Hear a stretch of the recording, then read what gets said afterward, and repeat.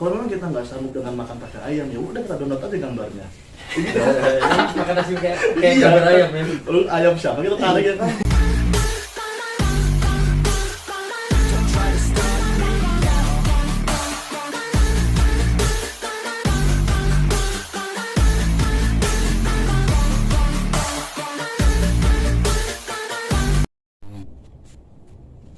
Assalamualaikum warahmatullahi wabarakatuh. Iya. Iya. Ini ya dulu.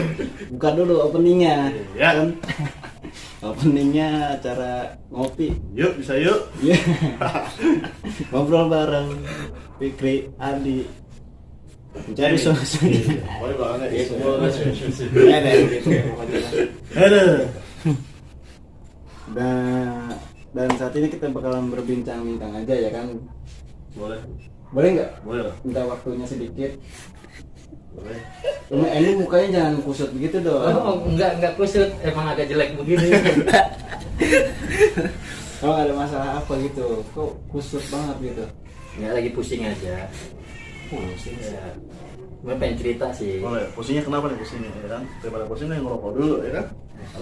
Udah nyalain sih, udah nyalain. Tadi rokok gue mana? Ngerokok kemana? Emang pusing apa? Jadi ya kan kita mikir dulu Belum. masa ngomongin sih. Jadi pusingnya dia kan bercabang-cabang. Bingung mau milih yang mana nih? Kayaknya beribet banget ya. Iya, jadi gue nggak tahu nih ya. Ya. Nah, Nggak apa-apa. jadi gue tuh selalu gimana gitu ya, kayak merasa kurang aja gitu.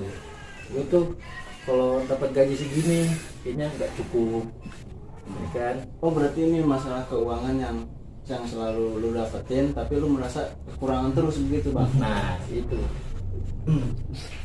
Itu kekurangan itu maksudnya nggak sesuai dengan kebutuhan atau memang kita memaksakan buat cari kebutuhan kita.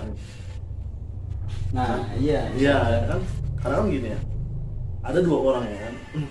Ada yang dengan gaji pas-pasan dia merasa cukup ya kan. Karena kehidupan dia biasa-biasa aja sesuai dengan apa yang didapat ya kan.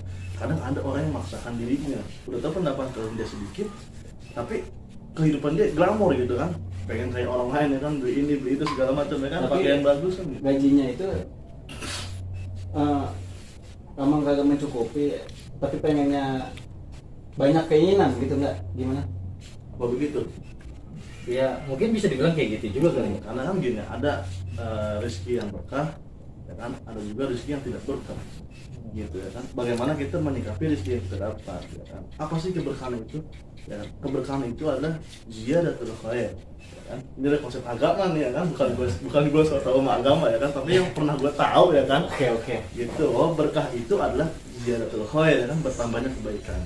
Walaupun kita mendapatkan rezeki yang sedikit, tapi kalau kita merasa berkah kan dengan rezeki yang kita dapat gitu kan Ya. itu nanti akan menambahkan apa ya tanda syukur kita kepada Allah Subhanahu wa taala.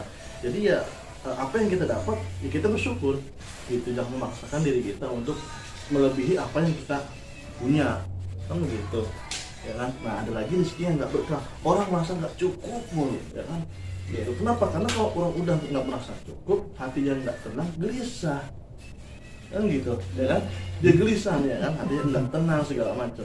Gelisahnya kenapa? Ya justru malah ketika dia mendapatkan rezeki yang kurang ya kan, dia ngeluh ya kan, bukan bertambahnya kebaikan tapi keburukan buat kita ya kan.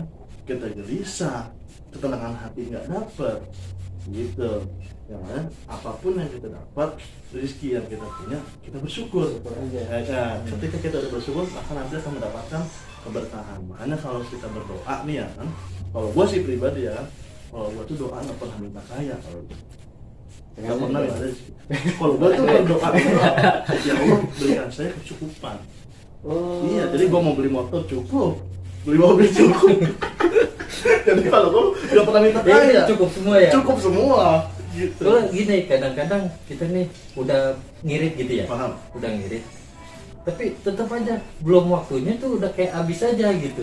Nah, itu kayak keteter aja gitu. Nah, berarti kan artinya kan minus. Nah, dalam hati kita bahwa kita itu seakan-akan apa namanya, mendahulukan takdir. Hmm. Ya kan, artinya apa? Kok kita bisa memponis rezeki kita kurang? Iya. Padahal rezeki itu yang ngasih itu siapa? Kan Tuhan. Ya kan? Ya kan? Bahwa karena kayak gini loh, manusia itu memandang rezeki itu adalah uang. Itu yang salah dari manusia. Ya kan? Oh iya. Yang buat salah tuh kan, bahwa rezeki itu enggak semuanya uang. Apapun yang kita punya, apapun yang kita rasakan saat itu adalah rezeki. Ya, kita bisa nafas, itu kan rezeki juga, ya kan? Gitu. Jadi karena pandangan orang bahwa rezeki itu adalah uang. Gitu. Tapi emang benar juga ya. Jadi ente nih menerima gaji, Ya, nerima gaji deh, Ya. ya kan, makan, ya kan, itu nggak nyampe waktunya, teteh udah habis, kita kerasa kurang aja, kayak Hmm. gitu kan.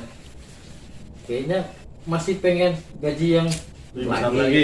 lagi. Gitu. Nah, berarti kalau memang kita udah bersyukur, ya kan? Tiba-tiba kok masih kurang Kurang terus, aja, ya iya. kan? Nah, kita masukkan ke dalam apa? Manajemen kita nih, ya kan? Gitu kan, kita kembalikan ke manajemen diri kita. Bagaimana kita mengatur keuangan kita, ya kan? Duit ini kita alokasikan kemana? Tabungan berapa persen, buat makan berapa persen, kan gitu, ya kan? Kalau memang kita nggak sanggup dengan makan pakai ayam, ya udah kita download aja gambarnya. Gitu. Makan nasi kayak Iya. gambar ayam ya. Lalu ayam siapa kita tarik, ya kan? Kan kita pengen makan sama ayam. Iya. Kan gitu. Ayam siapa aja kita tarik, ya kan? Iya. Gitu. Ya kalau memang kita nggak sanggup makan dengan pakai ayam, ya udah kita beli apa adanya. Kan gitu. Ya siapa tahu nanti ketika kita ke rumah teman, ya kan, kita silaturahmi, ya kan, kita dikasih, kan kita nggak tahu. Kan gitu. Ya kita di rumah masak ayam, ya kan? Karena apa dampak daripada silaturahmi itu, kita main ke rumah kawan dikasih makan ayam, kan kita nggak tahu. Karena kita ngaji, ya kan, kita kemana, ya kan, kan gitu. Jadi intinya kita bersyukur hingga menjadi keberkahan. Gitu. Karena kalau udah berkah pasti ziyadatul khair. Ya itu khair. Jadi bertambahnya kebaikan. Tambahnya kebaikan. Gitu kan. Jadi kita merasa bahwa rezeki yang sedikit itu apa? Susah. Karena dulu gitu kan. Di zaman Rasulullah, ya kan, ada seorang itu di masa kepemimpinan Sayyidina Umar. Ya. Tipe kepemimpinan Sayyidina Umar itu tiap malam itu dia bukan memerintahkan rakyatnya untuk apa? Untuk ronda. Tapi pemimpin itu ronda sendirian. Sayyidina Umar nyari nih rakyat mana yang belum makan. Ya kan? Nah, tiba-tiba dia keliling, ada nemuin satu rumah yang mana rumah tersebut ada seorang anak yang sedang nangis. Gitu kan? Apa itu bocah? Tunggu dulu, kan selesai bicara, ya kan? Nangis lah ya. Belum bersambung, ya kan? Nah, tiba-tiba tuh anak nangis. Nah, Sayyidina Umar akhirnya berhenti di depan rumah tersebut. Ditungguin, ya kan, beberapa menit, anak tersebut nggak nangis-nangis. Tiba-tiba ada seorang ibu yang keluar sedang menyalakan kayu bakar. Terus itu ada apa? Ada panci. Gitu. Akhirnya Sayyidina Umar itu apa? Datangin lah, bertanya kepada seorang ibu.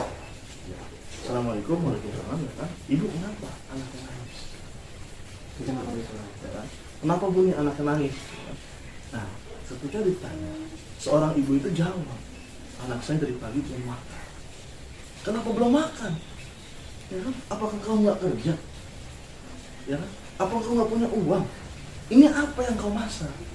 Akhirnya seorang ibu itu nangis ketika ditanya apa yang kau sedang masak saat itu. Akhirnya dibuka tutup panci, ternyata batuk yang sedang dimasak. Hijau, batuk. Ditanya sama Sayyidina Umar, ya kan, kenapa kau masak batuk sedangkan anak kau kelaparan? Aku tidak punya apa-apa, nggak punya beras, nggak punya gandum, nggak punya makanan.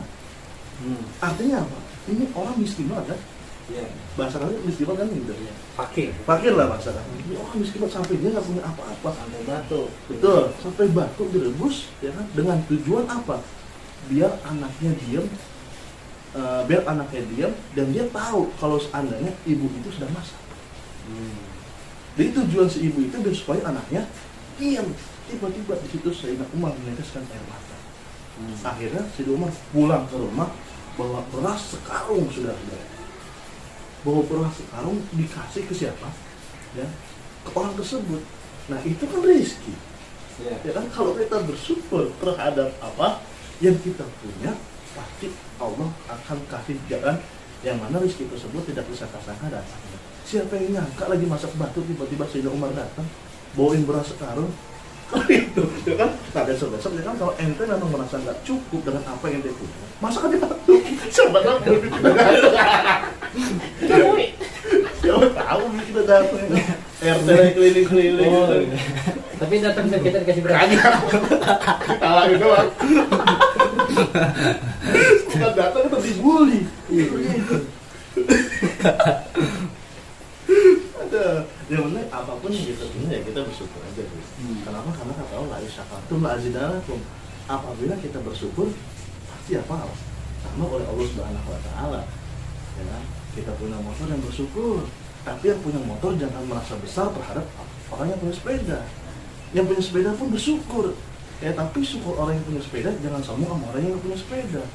Yang masih berjalan kaki. Yang berjalan kaki pun harus bersyukur. Kenapa? Karena masih banyak orang yang punya kaki tapi nggak bisa jalan. Kan gitu. Orang yang punya kaki pun bersyukur. Masih mending nggak punya kaki walaupun belum bisa jalan. Karena ada orang yang nggak punya kaki nggak bisa jalan. Kan gitu. Ya kan? Gitu. Yang punya istri satu juga bersyukur, pasti ditambah. Jadi banyak ya. Ada. Rezekinya nambah tuh. Tambah. Tapi buat para istri jangan bersyukur. Apa? Gimana? Buat para istri jangan bersyukur. Jangan bersyukurnya karena Biar kan nambah. bisa aja lu. Ya gitu. Oke. Iya. Berarti intinya kita harus Apapun yang kita punya, kita syukurin. Kita dapat rezeki, ya kan? Segitu adanya kita bersyukur. Nah, itu karena kita nggak tahu keesokan harinya kita dapat rezeki dari mana kan kita nggak tahu. Yang penting gini, kita selalu bergantung kepada Tuhan. Jika kita membesarkan nama Tuhan, maka Tuhan akan membesarkan nama kita. Tapi kalau kita bergantung terhadap manusia, maka Allah akan menghinakan kita. Dalam surat Al-Ikhlas dijelaskan, Allahu Samad, Allah itu tak tergantung. Gitu. Karena kita agama Islam ya kan, Tuhan kita adalah Allah, kita bergantung pada Tuhan. Ya, karena Tuhan tidak akan meninggalkan hamba-Nya. Gitu. Tapi gue berat banget nih hidup nih, ya kan? Gue dapat rezeki segini, gue harus mengatur keuangan gue. Jadi seakan-akan tuh bahwa beban gue kok besar banget. Sampai gue merasa nggak cukup terus sampai kepala gue pusing. Tapi ingat, la yukallifullahu nafsan illa wus'aha. Allah nggak akan ngasih ujian, Allah nggak akan ngasih cobaan terhadap hamba yang mana hamba tersebut nggak mampu untuk memikul beban tersebut. Emang sih kadang-kadang kita tuh suka mikir begini, kok Allah ngasih ujian ke kita tuh kayaknya berat banget. Ya kan? Karena itu kan pandangan manusia. Tapi kalau kita kembalikan ke Allah, la yukallifullahu nafsan, Allah nggak akan ngasih ujian kepada hambanya yang mana hamba tersebut nggak mampu. Kan gitu. Kayak misalkan contoh lah, ente sama Bang Boim dia kan lagi jalan, tiba-tiba ente minta tolong sama Bang Boim, misalnya suruh ngangkat semen 1 sak, dia masih kuat tambah lagi 2 sak, ya kan? Ternyata dia masih kuat tambah lagi 3 sak, padahal dia udah nggak kuat, kan gitu. Ini ibarat kata ya kan, kalau udah nggak kuat jangan ditambah lagi, kan gitu. Kenapa kita dikasih ujian yang merasa kita nggak kuat, tapi menurut pandangan Allah bahwa kita adalah orang-orang yang kuat. Gitu. Makanya kalau pagi itu sarapan, jangan selalu harapan aja dibikin. Ya kan kadang-kadang kalau yang bikin gedon tuh kayak gini, kita gajian, pas kita dapat gajian tuh ya kita udah seneng nih hati pas menerima gajiannya. Tapi tiba-tiba kita ngedon tuh sama keuangan yang kita nggak duga gitu ya kan. Nah itu kadang-kadang tuh kayak gimana gitu, kok berat banget ini, dapat segini pengeluarannya gede kayak gitu. Wama minda batin fil ardi illa Allahi rizquha. Gitu kata Allah. Jangankan manusia, binatang, semua makhluk yang ada di alam dunia ini semuanya udah termasuk daripada naungan rezekinya Allah Subhanahu wa taala. Jangankan kita yang punya akal sehat, jangankan kita yang punya kaki, cacing yang ada di dalam tanah pun ketika kita korek, kita pernah ngebuahin cacing yang sangat besar. Siapa yang ngasih makan itu cacing? Nggak punya akal sehat, kaki nggak punya, tapi bisa gede. Ya kan? Kita ambil cacing, kita bawa ke empang, mancing kita. Ya, ada apa gitu? Berarti ikan dia. Nah itu. Nah masalahnya empang siapa? Nggak tahu. Itu ya makanya Ya sebenarnya gini, ada hikmah di balik ini semua sebenarnya. Kalau kita pakai, kita resapin apa yang kita rasakan, bahwa semuanya itu ada hikmah gitu. Kenapa sih Allah ngasih gua rezeki sedikit? Ya mungkin Allah bukan berpikir ya, mungkin Allah menyangka bahwa ketika kita dikasih rezeki banyak, kita udah lupa sama Allah. Karena kenapa? Karena hukum manusia itu adalah ingat di kala susah. Ingat di kala susah, tapi ketika senang kita lupa. Iya kan? Gitu. Makanya Allah berfirman dalam Al-Quran, ya ayyuhalladzina amanu la tulhikum amwalukum wala auladukum an dzikrillah. Jangan kita sekali lalai dengan apa yang kita punya pada Allah. Jadi begitu Bang Emi ya. Udah ketemu solusinya, inspirasinya? Alhamdulillah kalau kayak gitu kan. Intinya kita harus sering-sering bersyukur. Jadi kali ini kita tutup aja videonya.